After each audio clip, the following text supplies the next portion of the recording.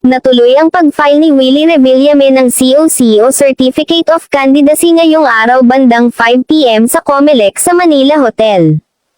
Si Willie ay kakandidatong senator at wala siyang partido. Independent candidate ang TV host producer.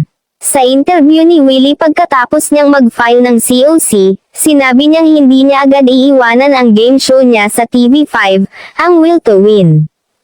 Sa pagkakaalam ni Willie ay pwede pa rin siyang makapag-host hanggang sa February 10 at February 11 na simula na ng kampanya ay saka pa lang siya hindi na pwedeng lumabas sa Will to Win.